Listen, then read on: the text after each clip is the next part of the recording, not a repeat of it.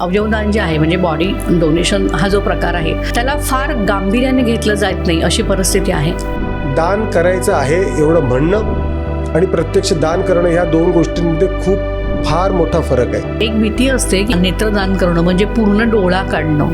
मृत्यूनंतर अवयवांचं दान का बरं करू नये? अनेक लोक अवयवांच्या प्रतीक्षेत शेवटी मृत्यू पावतात आणि आमचे मृत्यू पावलेले नातेवाईक त्यांचे अवयव मात्र आम्ही नेऊन जाळून टाकतो. अवयवदान कोणत्या व्यक्ती करू शकतात? 64 तासांचं एक बाळ आणि त्याचं अवयवदान झालेलं आहे. पुण्य आपण कमवण्याची ही अंतिम संधी म्हणजे मृत्यूनंतर केलेलं दान. नमस्कार, आमच्या नॉलेज कट्ट्यावरती तुमच्या सगळ्यांचं खूप खूप स्वागत.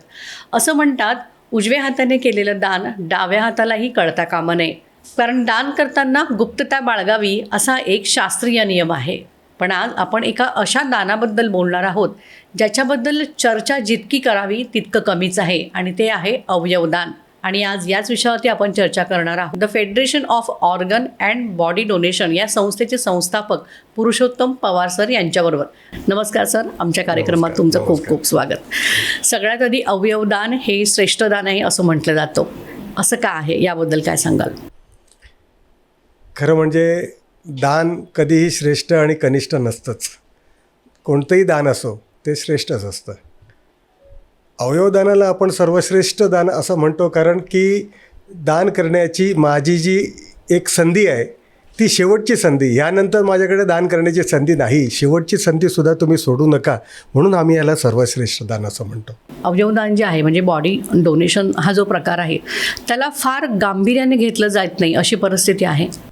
गांभीर्याने घेतलं जात नाही कारण आम्ही अनेक प्रकारच्या गैरसमजांवर आधारित आहोत आणि अवयवदान किंवा देहदान हा विषयच पूर्वी कुठल्या धर्मशास्त्रामध्ये त्याच्याबद्दल उल्लेख नाही आहे.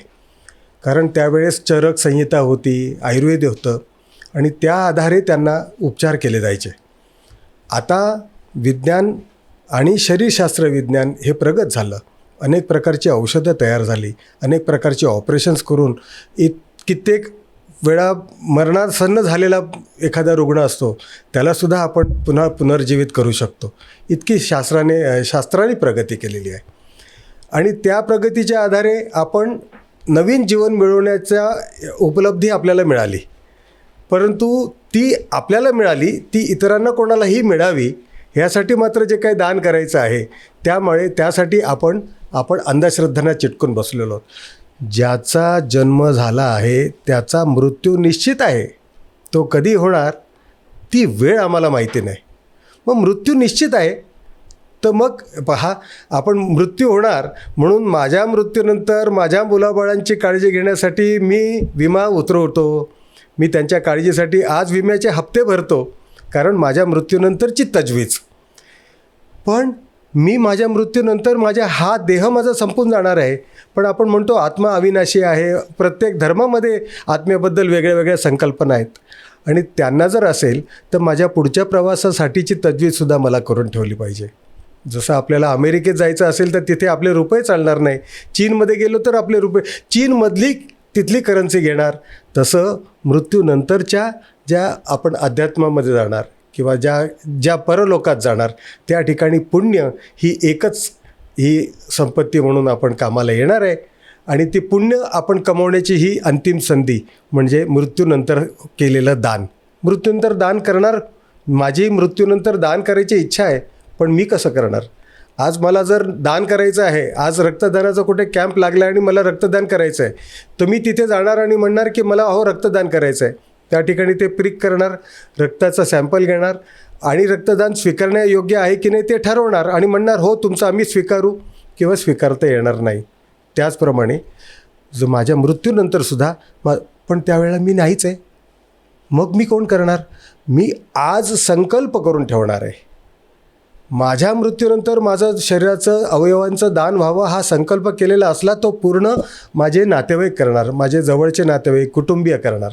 त्यामुळे अवयवदान किंवा देहदान, नेत्रदान, त्वचादान कोणत्याही प्रकारचं शरीराचं दान, अवयवांचं दान करायचं असेल तर पूर्वी आम्ही जसे फॉर्म भरून घेत होतो त्याऐवजी आता फॉर्म भरून घेण्यापेक्षा आम्ही सर्वांना ह्याच गोष्टीची जागरूकता आणि त्यांना जाणीव देतो की तुम्ही तुमचा संकल्प घरच्या मंडळींना सांगून ठेवा, कारण तेच तुमचा संकल्प पूर्ण करणार आहेत. तर दान करण्यासाठी कुठल्याही धर्माचं बंधन नाही. प्रत्येक धर्मात दानाचं महत्त्व सांगितलेलं आहे. दान केल्याने तुम्हाला पुण्यच मिळणार आहे, पाप लागेल असं कुठल्याच ठिकाणी लिहिलं नाही. मग आम्ही मृत्यूनंतर अवयवांचं दान का बरं करू नये? आज सरकारी माहितीनुसार म्हणजे आज देशामध्ये 2 लाख किडनी पेशंट वेटिंग लिस्टवरती आहेत. ही खूप भयानक परिस्थिती आहे आणि दिवसेंदिवस आपण बघतोय की म्हणजे किडनीच्या आजारांमध्ये पण वाढ झाली आहे. पुढे जाऊन त्या किडनी डॅमेज होतात, नंतर पुन्हा किडनी ट्रान्सप्लांट आहेच. तर अशा परिस्थितीमध्ये जर आपला देश 146 कोटी लोकसंख्या असलेला देश आहे, आपल्या देशामध्ये इतकी म्हणजे उदासीनता असण्याचं मूळ कारण काय वाटतं तुम्हाला? आणि हे आकडे रोज बदलत आहेत आणि ह्या अवयवांच्या प्रतीक्षेमध्ये असलेल्या रुग्णांमध्ये रोज दर मिनिटाला त्याच्यामध्ये भर पडते आहे आणि देणारे मात्र नाहीत. हे आकडे कुठेच स्थिर राहू शकणार नाहीत. ह्या आकड्यांवर जाण्यापेक्षा किंवा जे रजिस्टर्ड आकडे झालेले आहेत त्यापेक्षा जी लोक त्यांना गरज आहे त्यांना माहितीसुद्धा नाही. मला ट्रान्सप्लांट होऊ शकतं आणि माझा जीव वाचू शकतं याची त्यांना कल्पनासुद्धा नाही. आणि कित्येक लोक आजपर्यंत परलोकी पधारलेसुद्धा. अवयवांची गरज आहे, ते मला मिळू शकतात हे माहिती झाल्यानंतर ते द्यायची इच्छा ठेवणारे आणि मृत्यूनंतर अनेक लोक अवयवांच्या प्रतीक्षेत शेवटी मृत्यू पावतात आणि आमचे मृत्यू पावलेले नातेवाईक त्यांचे अवयव मात्र आम्ही नेऊन जाळून टाकतो. ते अवयव जर काढून अशा एखाद्या गरजवंताला, माझ्या एखाद्या माणूस आला, मग तो कुठल्याही जाती धर्माचा असो, कुठल्याही राज्यातला असो, कुठल्याही देशातला का असो, एका माणसाला एक माणूसच कामाला येऊ शकतो. माणसाच्या शरीरातला अवयव निकामी झाला, सर्व शरीर चांगलं काम करतं आहे, केवळ एखादा अवयव निकामी झाला त्यामुळे त्याला मृत्यूपंथाला पडायला लागतं. त्याला जर एखाद्याने दान केलं, त्या ठिकाणी कुठल्याही प्राण्याचा, पक्ष्याचा अवयव कामाला येत नाही. त्या ठिकाणी मनुष्यच. तुम्हाला एकाला जो दुसऱ्याचं ब्लड द्यायचं असेल तर ब्लडचं सुद्धा आपल्याला ब्लड ग्रुप मॅच करावा लागतो. त्या ठिकाणी माकडाचं हृदय मला बसून चालणार नाही, मला दुसऱ्या बेडकाचं चामडी मला बसून चालणार नाही, तर त्याला माणसाचीच त्वचा त्याला लागते. पण काय दान करू शकतो, काय दान नाही करू शकत, किंवा दान करायचं असलं तर ते कसं करू शकतो याची जागृतीच लोकांमध्ये नाही आणि त्यामुळे ह्या संस्थेचा उगम झाला. अवयवदान कोणत्या व्यक्ती करू शकतात? वयाची काही त्याच्यामध्ये आहे का बंधनं? तेच सांगतो की अवयवदान कोणताही माणूस कोणत्याही क्षणी करू शकतो. तो कुठल्याही माणसाच्या कामी पडू शकतो, मग तो लहान बाळ असो किंवा अगदी 105 वर्षाचा वृद्ध का असेना. तर ज्याला दान करायची इच्छा आहे, ज्याला मानवी देह आहे, तो प्रत्येक अवयव दान करण्याच्या योग्यतेचा आहे. फक्त एकच अडचण आहे की त्या मृत्यूच्या क्षणी त्या व्यक्तीला कुठलाही दुसऱ्या शरीरात संक्रमण होईल अशा प्रकारचा दुर्धर आजार नसला पाहिजे. For example cancer, HIV, septicaemia, jaundice अशा प्रकारचे जे संसर्गजन्य आजार आहेत. माझ्या मृत्यूच्या समयी जर मला एखादा आजार असेल आणि माझं हृदय काढून जर त्याला बसवलं तर ते सर्व आजारांच्या जंतूसहित त्याच्या शरीरात जाईल आणि तो आणखीन त्याचं फक्त हृदय काम करत नाही किंवा किडनी काम करत नाही, पण त्याचा जीवच त्याच्यातून त्या आजारांनी त्याचा जाऊ शकेल. असं त्याला हे होऊ नये म्हणून, तो संसर्ग होऊ नये म्हणून फक्त ह्या आजारांचं बंधन आहे. अदरवाईज कुठल्याही वयाचा व्यक्ती दान करू शकतो. अगदी कमीत कमी वयाच्या व्यक्तीचं म्हणजे आतापर्यंत 64 तासांचं एक बाळ आणि त्याचं अवयवदान झालेलं आहे. आणि आता एक 10 दिवसापूर्वी सप्टेंबर 2025 8 सप्टेंबर रोजी आमच्या मुंबईतल्या मुलुंड येथील एक डॉक्टर परमार आहेत, त्यांचं 102 वर्ष वयाचं असताना त्यांचं देहदान झालं. संपूर्ण देहदान त्यांच्या कुटुंबियांनी केलं आणि तो भारतातला एक रेकॉर्ड झाला. आत्ताच्या लाईफस्टाईलमध्ये म्हणजे कोणाला प्रत्येकालाच ब्लड प्रेशर म्हणा किंवा शुगर ही येतेच. हल्ली तरुण मुलांमध्ये देखील आपल्याला या व्याधी आहेतच, सापडतात. मग अशा वेळी अवयवदान करताना या व्यक्ती अवयवदान करू शकतात? नक्कीच करू शकतात. अवयवदान करताना व्यक्तीचं वय तपासलं जात नाही. अवयव स्वीकारताना मृत व्यक्तीच्या शरीरातून अवयव स्वीकारण्यापूर्वी त्या पर्टिक्युलर अवयवाची स्थिती काय आहे त्याची दान करून तो दुसऱ्या शरीराच्या मध्ये बसवून तो त्याचा जीव वाचवू शकतो का ह्या योग्यतेचा असला तरच तो तिथून रिट्रीव्ह केला जातो. उगाच तो दान करतो आहे म्हणून अवयव काढला आणि त्याला बसवला असं होत नाही. तर तो अवयव स्वीकारण्यापूर्वी त्या अवयवाची पर्टिक्युलर, कधी कधी माझं लंग्स खराब आहेत पण हार्ट चांगला आहे, हार्ट चांगलं खराब आहे पण किडनी चांगली आहे, असे वेगळेवेगळे अवयवांची वेगळी स्थिती असते आणि आजार हा प्रत्येकाला कमी जास्त प्रमाणात कुठल्या ना कुठल्या प्रमाणात असतोच. त्यामुळे अवयवांची स्थिती मेंटेन करणं म्हणून आम्ही सांगतो की अवयवदान करायचं असेल तर अगोदर आपले अवयव सुस्थितीत ठेवा. आपलं जीवनमान ते चांगल्या स्थितीत असलं तर आपले अवयव चांगले तंदुरुस्त असतील आणि ते आपण दान करू शकू. सर, गेली मला वाटतं 15 वर्षापेक्षा जास्त काळ तुम्ही अवयवदानावरती व्याख्यानं देत आहेत, जनजागृती करत आहात. याच्यामध्ये काय आव्हानं काय आली आहेत तुम्हाला? आणि तुम्ही तसं बघायला गेलं तर तुमचं क्षेत्र हे व्यापारी क्षेत्र आहे. व्यापारी क्षेत्रातून एकदम म्हणजे तुमची अवयवदानामध्ये ही चळवळ, असं हा प्रवास कसा आहे? याच्यामध्ये इतकं ट्रान्सफॉर्मेशन कसं झालेलं आहे? नाही, व्यापारी जरी असलो तरीसुद्धा माझ्या DNA मध्येच सेवा भरलेली आहे. माझे वडील महात्मा गांधी आणि विनोबाजींच्या त्यांच्यासोबत स्वातंत्र्य चळवळीमध्ये सहभागी होते आणि ते एक स्वातंत्र्य सैनिक म्हणून त्यांनी त्यांचं जीवनच त्याच्यात व्यतीत केलं. संपूर्ण आयुष्यभर खादीचा वापर केला आणि अनेक वर्ष वर्ध्यामध्ये विनोबाजींच्या आश्रमात राहिले. माझं स्वतःचं नाव विनोबाजींनी मांडीवर बसून माझं पुरुषोत्तम हे नाव विनोबाजींनी ठेवलेलं आहे. आणि हे जेव्हा आई वडिलांकडून ऐकायचो किंवा त्यांचे मित्र येऊन जेव्हा आम्हाला सांगायचे तेव्हा आम्हालाच इतका आनंद व्हायचा आणि आजही ती धन्यता वाटते. मग उगाचच नाव पुरुषोत्तम ठेवलं, आपल्याला काहीतरी सेवा केली पाहिजे.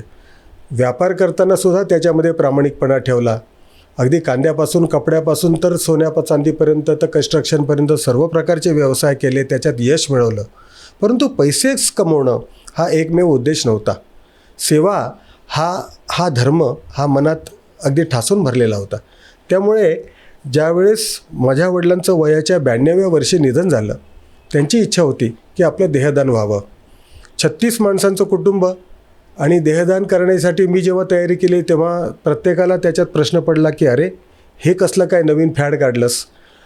आणि आजूबाजूची मंडळी, दूरचे आलेले पाहुणे मंडळी त्यावेळेला पटापट गोळा झाले आणि ते म्हणाले की नको, हा नवीन काही विषय नको, आपण आपले पारंपरिक पद्धतीप्रमाणेच त्यांचा आपण क्रियाकर्म करून आपण त्यांचं अंतिम संस्कार करू. त्यावेळेस मी कितीही आग्रह केला किंवा किती हे केला तरीसुद्धा मी त्याच्यात यशस्वी झालो नाही. आणि त्या दिवसानंतर मी एक मनाशी निश्चय केला की हे पैसे कमवणं वगैरे हे सगळं तर चालत राहील, परंतु आज एका व्यक्तीचं देहदान होऊ शकलं नाही आणि माझ्या हाताने निदान 100 लोकांचं तरी देहदान होईल इतकं मोठं कार्य मी करणार. आणि तो प्रण घेऊन मी त्या 2012पासून मी जेव्हा माझ्या कार्याला सुरुवात केली आणि फुल फ्लेज मी ह्या कामात आलो आणि तेव्हापासून आजपर्यंत मी कुठल्याही प्रकारच्या माझ्या व्यावसायिक गोष्टीत मी स्वतःला अडवलं नाही, त्याच्यात मी अडकवलं नाही.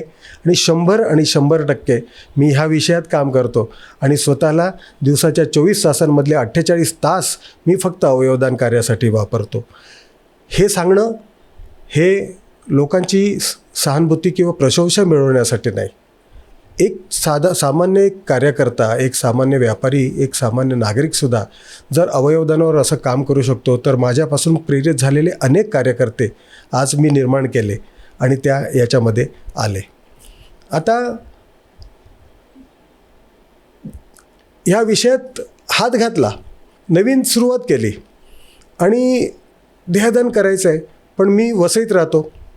ज्या वेळेला मी ज्येष्ठ नागरिकांच्या संस्था स्थापन केल्या होत्या, ज्येष्ठ नागरिकांच्या संस्था एक 23 ज्येष्ठ नागरिक संघ आहेत. मी वयाच्या 36व्या वर्षी ज्येष्ठ नागरिक संघ स्थापन केला आणि मला सगळ्यात जवळचं माध्यम मिळालं ज्येष्ठ नागरिक.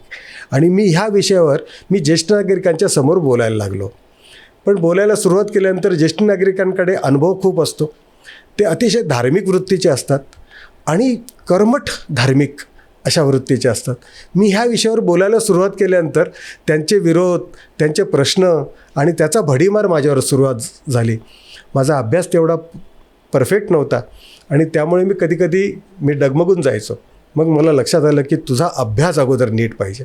मग त्यानंतर मी इंटरनेटच्या माध्यमातून आणि सर्व देशांमध्ये कसं काय आहे, जापानमध्ये अवयवदानाची काय पद्धत आहे, चीनमध्ये अवयवदानाला किती स्वीकारतात, स्पेन जगामध्ये 1 नंबरवर का आहे, श्रीलंका सर्व जगामध्ये नेत्र एक्सपोर्ट करणारा पहिला नंबरचा देश का आहे, ह्या सर्व गोष्टींचा अभ्यास करायला लागलो. आणि मग मला लक्षात आलं तरीसुद्धा अनेक अडचणी यायच्या. ह्या अडचणी येताना तेव्हा मला लक्षात आलं की ह्या अडचणी कधी संपणारच नाहीत, आपल्याला कोणाची तरी मदत घेतली पाहिजे.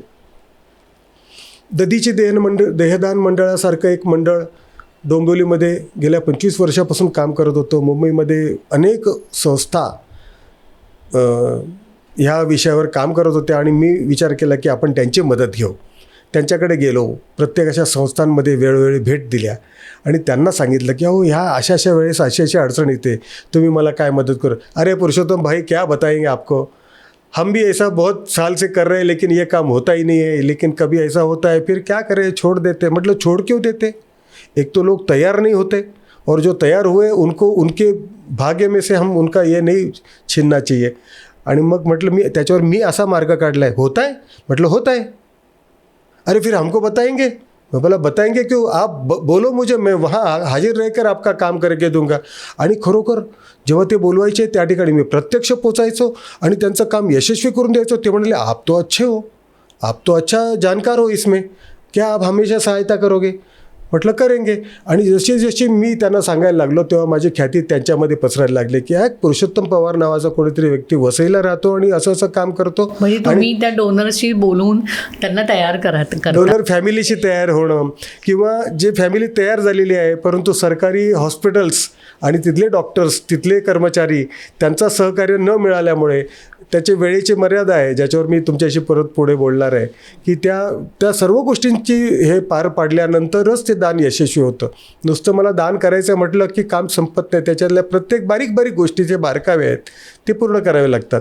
आणि मग तिथे गेल्यानंतर मग मला असं लक्षात आलं की आपण प्रश्न घेऊन जातो आणि प्रश्नाची उत्तरं आपल्याकडे आहेत, आपण अभ्यास करतो आणि आपल्याला अभ्यास मिळतो. आणि मी त्यांना सांगायला लागलो आणि मग मला असं एक लक्षात आलं की ह्या लोकांना एकत्र आणून आपण ह्या सगळ्यांना एकत्रितरित्या मार्गदर्शन करता येईल.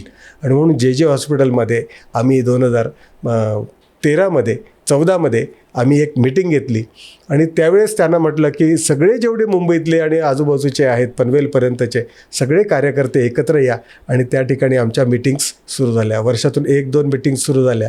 आणि मग मला असं लक्षात आलं की आपण संघटित राहून काम जर केलं, एकाकी राहिलेला कार्यकर्ता किंवा एकाकी काम करणारी संस्था आणि अशा अनेक संस्था एकत्र येऊन काम करणारे, एकमेकांना मदत करणं, त्यामुळे घाटकोपरचा कॉल असला आणि पार्ल्याचा कोणीतरी डोनर असला किंवा पार्ल्याचा कोणीतरी असला आणि मुंबई वसईचा कोणी असला तर ते एकमेकांना कोऑर्डिनेशन फोनवर करून आम्हाला ते सोपं जायला लागलं आणि कामं व्हायला लागले. आणि म्हणून त्या ठिकाणी आम्ही the federation of organ and body donation या नावाची संस्था स्थापन केली.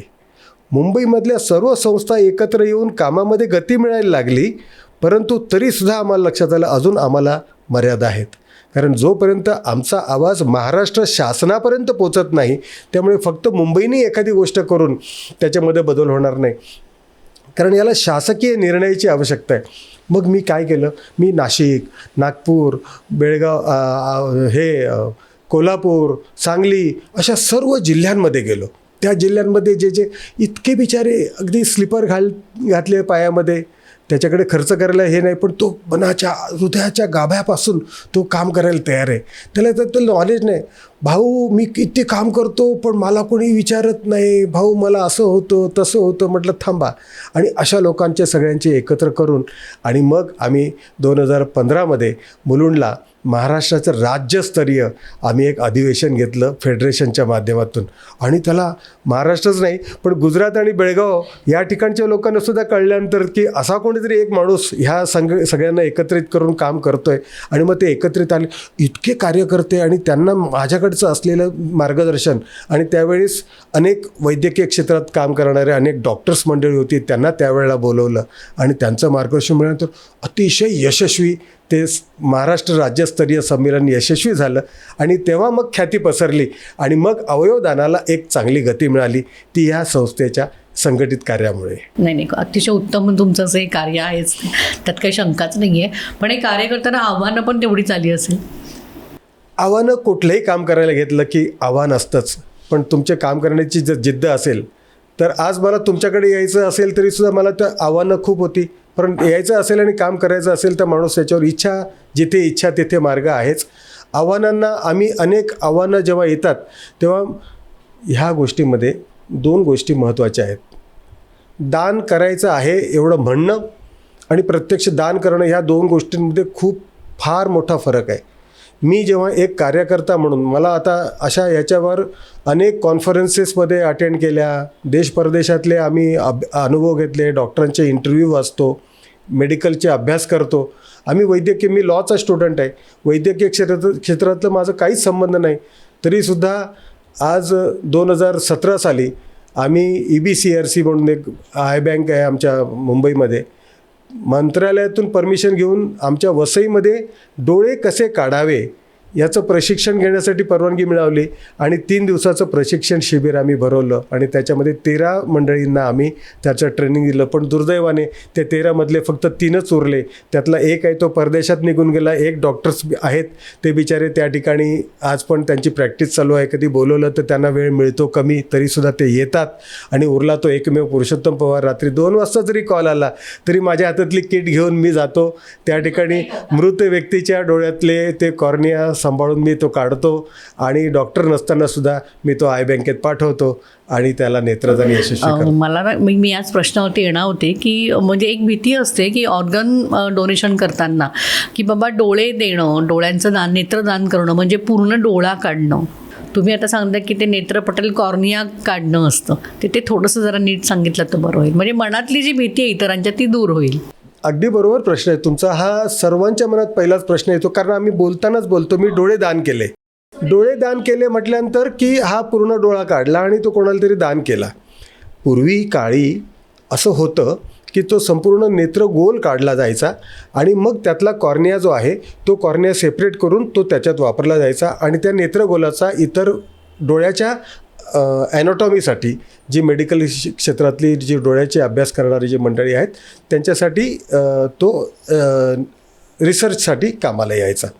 परंतु आता इतकं सायन्स प्रगत झालेलं आहे आणि आम्ही इन सिटू त्याला म्हणतो, इन सायटो म्हणजे त्या जागेवरच त्याच्यावर फक्त काम करून त्या स्क्लेराला कट घेऊन एक परीघ फक्त हे करून तो फक्त एक काच आहे. हा जो काळा भाग दिसतो हा काळा भाग नसून आतला भाग काळा आहे. त्याच्यावरती एक ट्रान्सपरंट ग्लास आहे. जसं घड्याळावर काच असते तशी माझ्या डोळ्यावर काच आहे. तुम्ही महिला मंडळी तुम्ही जसं डोळ्यावर एक लेन्स लावता आणि तुमचे डोळे निळेशार दिसतात, हिरवे दिसतात. आम्ही म्हणतो वा डोळे किती सुंदर आहेत. पण ती काच लावून तुमचे डोळे सुंदर दिसतात. तशी ती काच तुम्ही जशी काढता तशी ही परमेश्वराने दिलेली ट्रान्सपरंट काच आहे आणि ती काढता येत नाही. इतकंच काढता येते एकदाच. ती काढून जर दुसऱ्याला दिले तर त्याचे डोळे सुंदरच दिसतील इतकंच नाही, त्याला दृष्टीसुद्धा दिसेल, त्याला दिसायला सुद्धा लागेल. इतकी उपलब्धी देवाने तुम्हाला दिलेली आहे. परंतु मेल्यानंतर आम्ही डोळा दान करणार, अख्खा डोळा काढल्यानंतर तो चेहरा विद्रूप होणार ह्या भीतीने आम्ही देत नाही.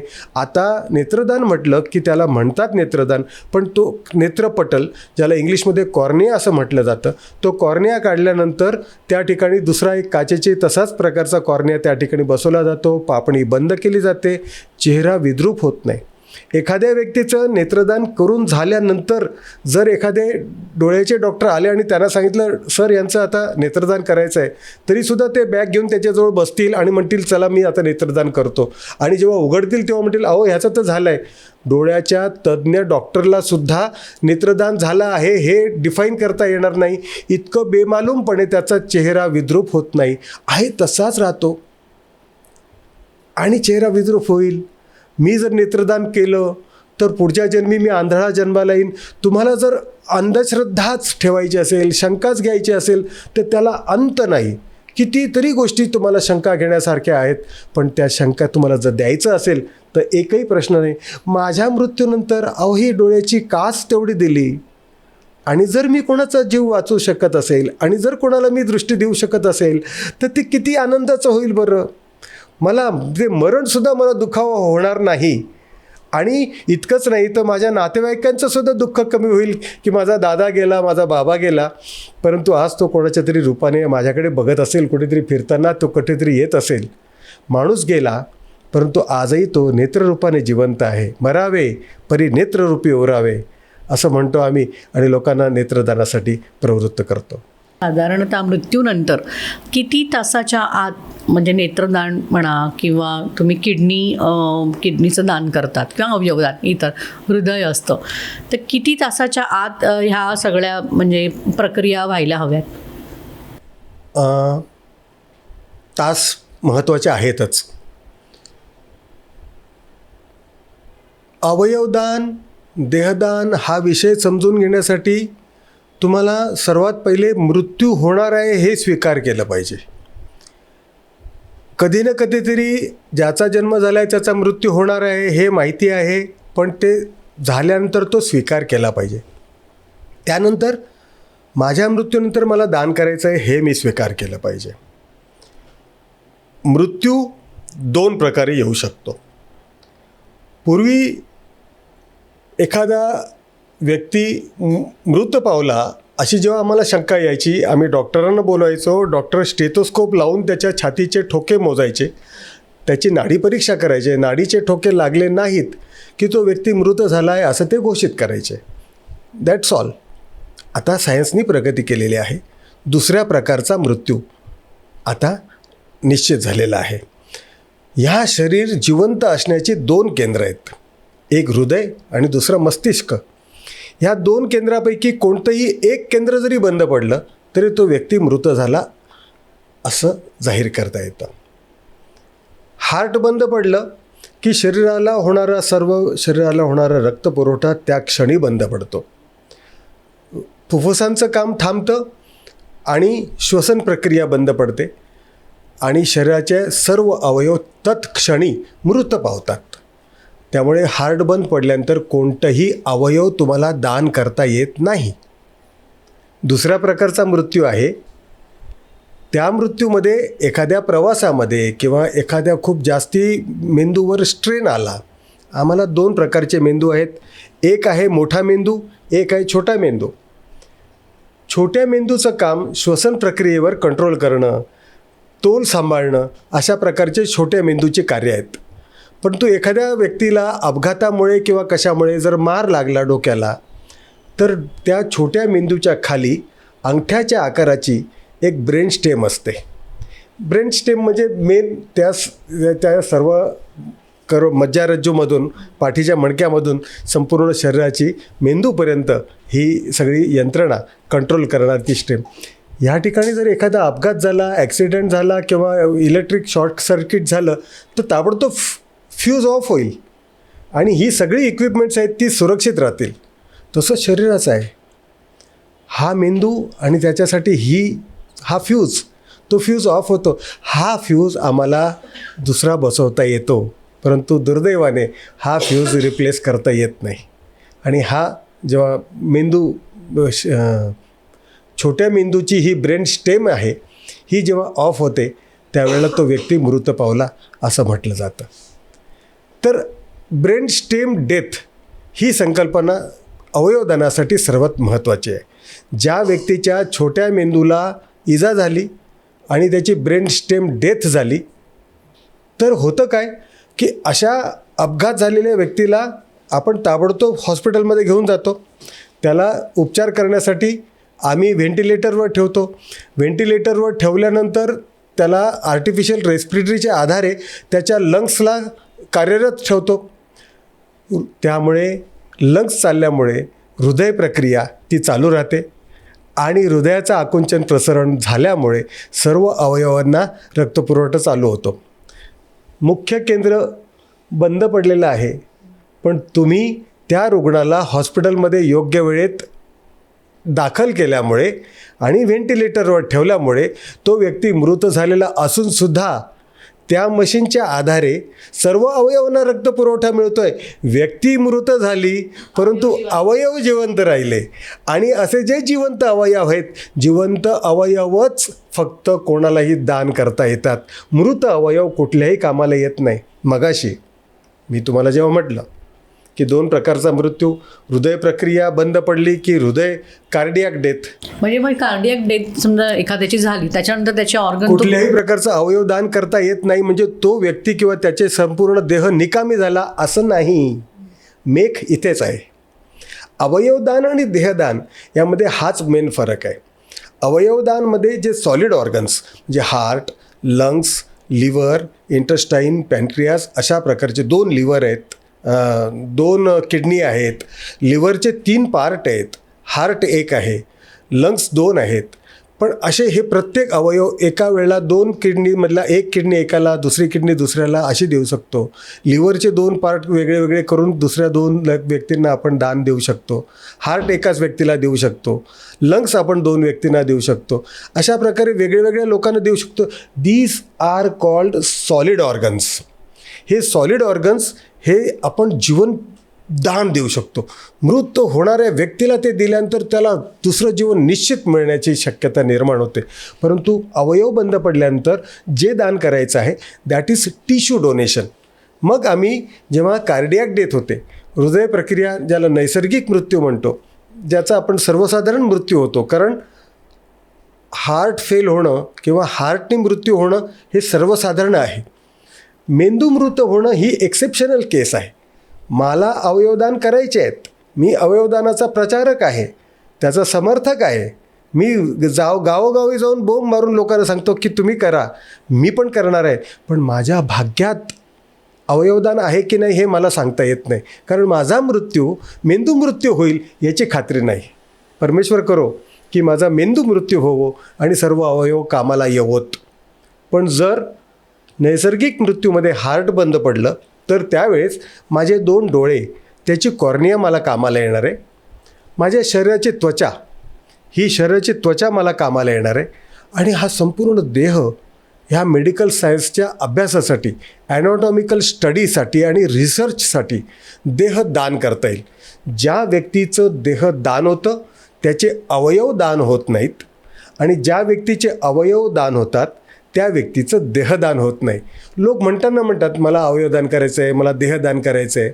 पण हा मुख्य फरक या ठिकाणी आपण समजून घेतला पाहिजे. नाही, खूप तुम्ही म्हणजे अगदी विस्तृतपणे सांगितलेलं आहे. हे दान वगैरे करताना काही फॉर्मॅलिटीज असतात हॉस्पिटल, जसं आपण मगाशी म्हणालो की काही फॉर्म आधी भरले गेले पाहिजेत का.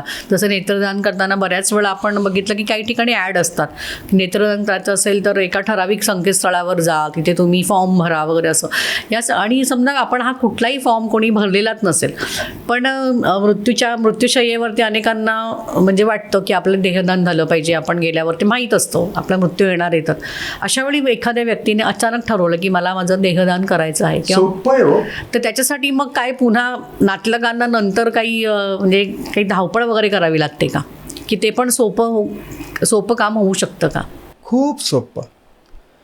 ते बघा, मी मगाशी म्हटल्याप्रमाणे तुम्हाला करायची इच्छा असली तर सगळंच सोपं आहे. आमची लाडकी बहीण योजना आली.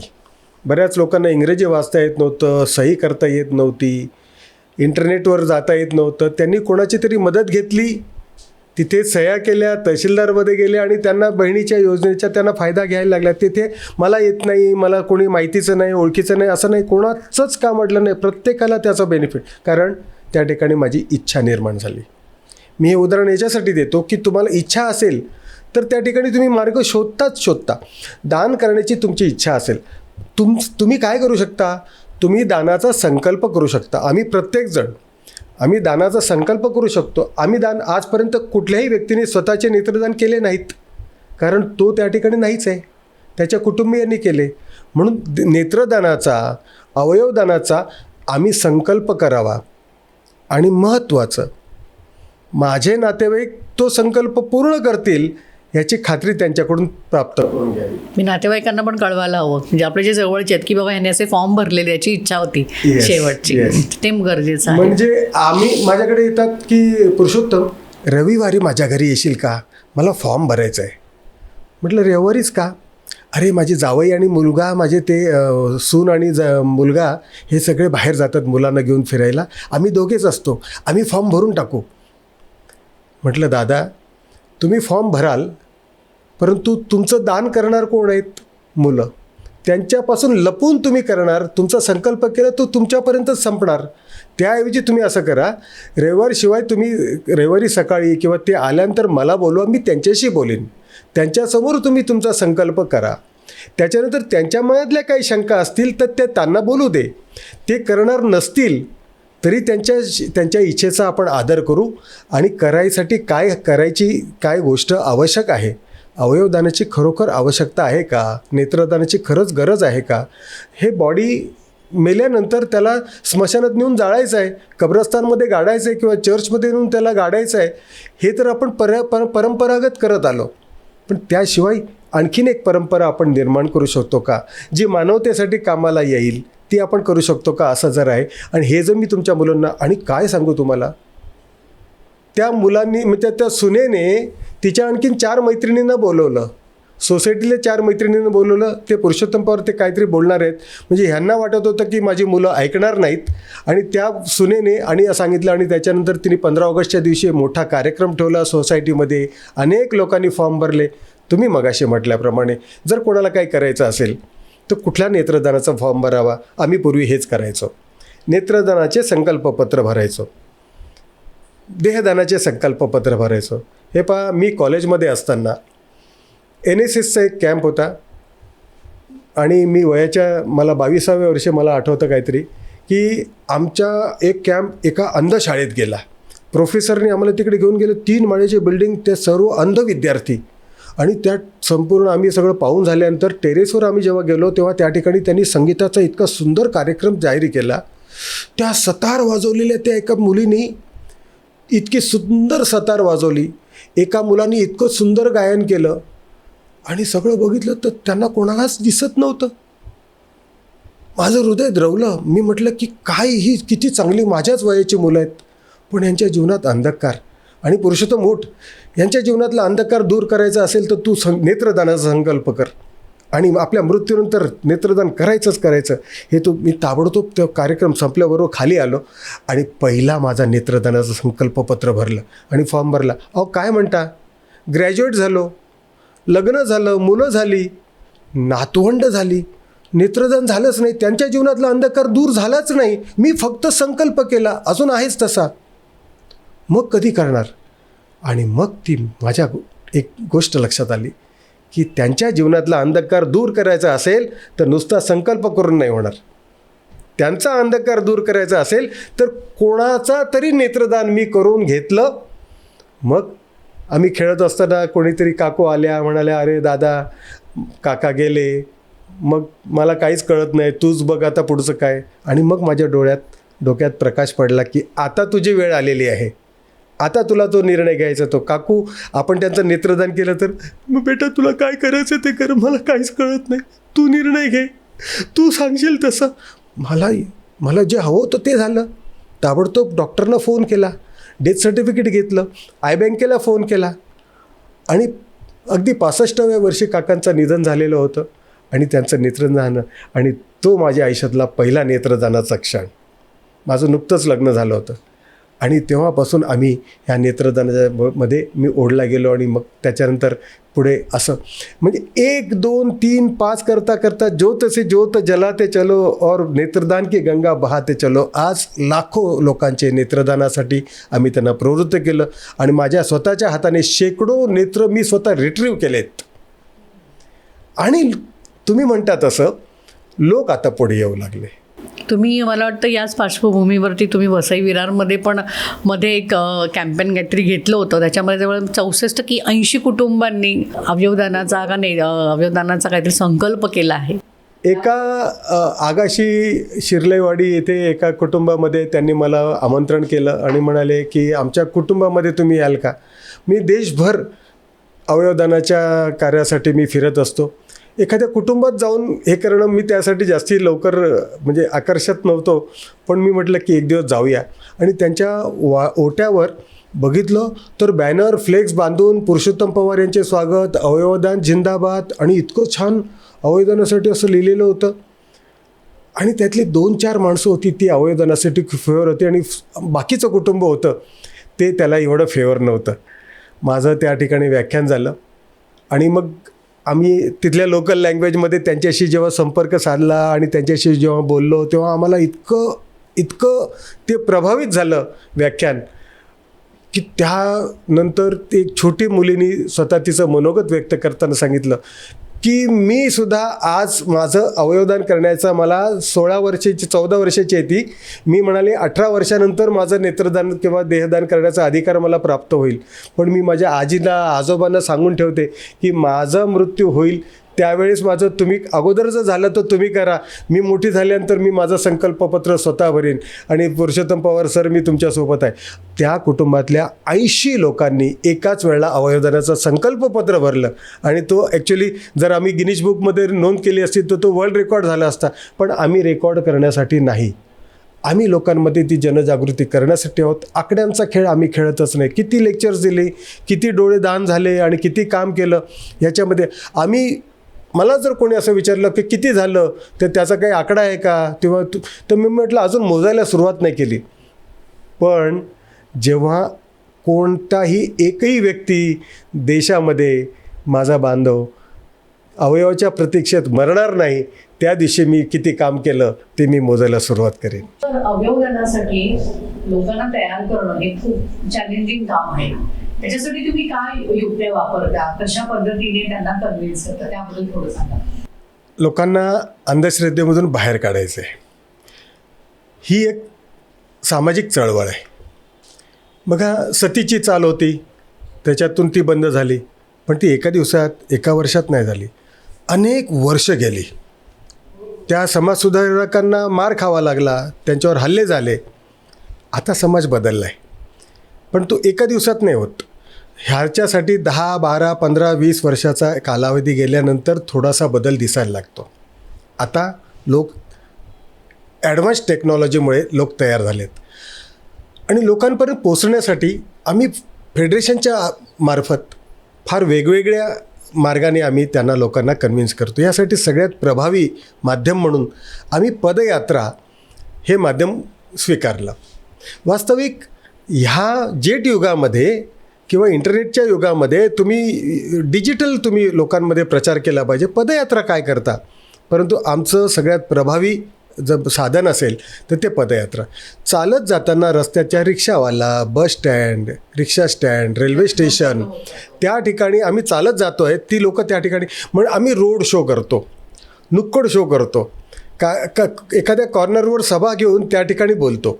एखादं सरकारी कार्यालय, पोलीस स्टेशन आणि असं काही लागलं, रस्त्यात जाताना एखादं मेडिकल कॉलेज किंवा साधं कॉलेज, BA, BCom, BSc शिकणारे विद्यार्थी यांच्यासाठी आमची एक टीम अगोदर जाते आणि त्यांना अशी पदयात्रा येणार आहे, तुमच्याकडे एक व्याख्यान 1 तासाचं घ्यायची आम्हाला वेळ पाहिजे आणि ती त्याची वेळ घेऊन ठेवली असते, त्याला ॲडजस्ट करून आम्ही त्या ठिकाणी पोचतो. असं करताना नाशिक ते नागपूर ही पहिली पदयात्रा आमचे सुनील देशपांडे म्हणून आमचे उपाध्यक्ष आहेत, त्यांच्या संकल्पनेतून ही पहिली पदयात्रा त्या ठिकाणी निघाली. दुसरी पदयात्रा आम्ही KEM हॉस्पिटल मुंबई ते मडगाव गोव्यापर्यंत आम्ही चालत गेलो. 52 दिवस.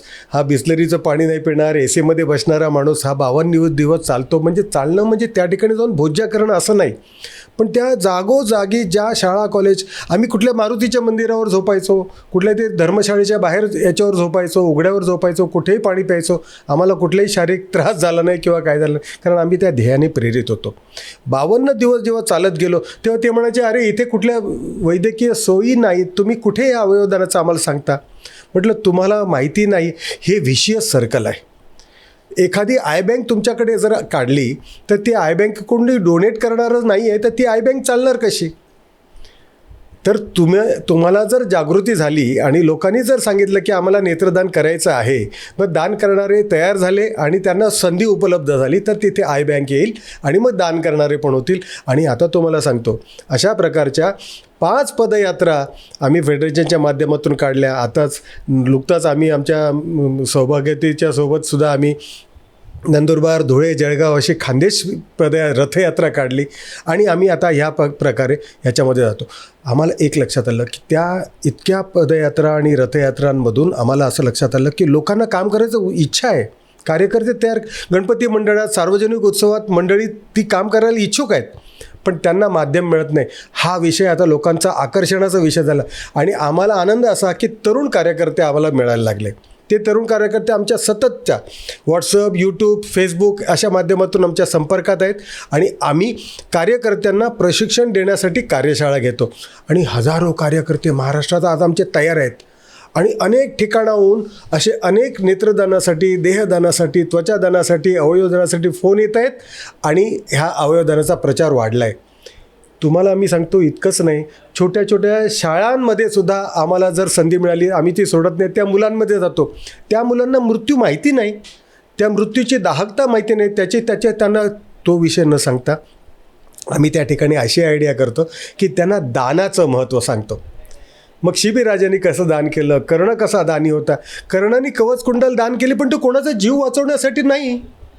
ते दान आणि आम्ही जे काही दान सांगतो ते दान ह्याच्यात सुद्धा फरक आहे. एक आनंदाची गोष्ट अशी की एका ठिकाणी आम्हाला देहदानाचा कॉल आला. एका आजोबांचा मृत्यू झाला आणि त्या ठिकाणी त्या शाळेतल्या 5वीतल्या मुलीने त्या आजीला सांगितलं, आजोबा गेले आजी, पण त्यांचं आपण जर देहदान केलं ना तर त्या आपल्याला आजोबा आपल्यामध्ये राहतील. आजोबांचं शरीर जाळू नका, आजोबांचं देहदान करा असं सांगितलं. आणि त्या आजीनी पुढे येऊन तो पुढाकार घेतला.